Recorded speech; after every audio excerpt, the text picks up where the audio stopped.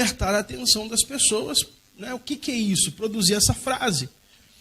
Eu sou uma pessoa, em relação a tema, eu sou uma pessoa mais conservadora. Eu não coloco, às vezes, muitos temas estranhos ou curiosos, mas eu gosto de usar temas com perguntas.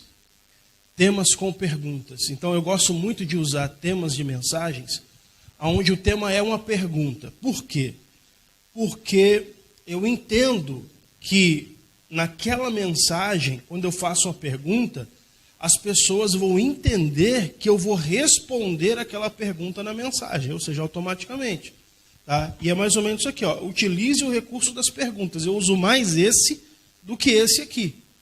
Eu costumo usar para chamar a atenção mais esse aqui, as perguntas, do que os temas, né, os temas estranhos ou os temas para chamar a atenção.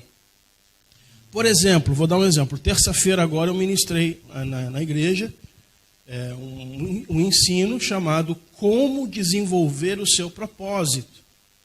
Como desenvolver o seu propósito? Então, a pergunta, como desenvolver o seu propósito? Então, na hora que eu coloco a pergunta, como desenvolver o seu propósito? A minha expectativa é que a pessoa que leia aquele tema, como desenvolver o seu propósito, ela pense assim.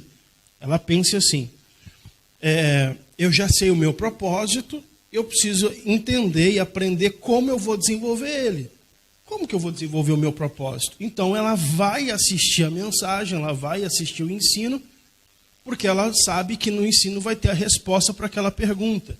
Ou numa outra, da mesma linha, numa outra palestra, um outro estudo que eu dei, que era qual é o seu propósito? Ou como descobrir o seu propósito?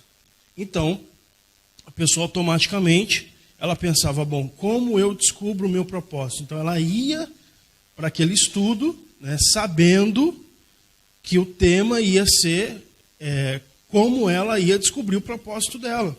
Ferramentas, princípios, que ela ia descobrir o propósito de vida dela. Então, eu costumo mais utilizar o recurso das perguntas para poder chamar a atenção. E eu acho que eu já falei isso aqui em uma outra aula, tá? numa aula passada, acho que na aula passada eu falei. Quando você lê o texto, mesmo que você não tenha tema na sua mensagem, você pode, no início da mensagem, lançar perguntas relacionadas àquilo que você vai falar, que vão denotar para as pessoas, que vai fazer as pessoas entenderem que você vai responder essas perguntas durante a mensagem. Então, as perguntas, elas são uma ferramenta muito poderosas para poder chamar a atenção das pessoas.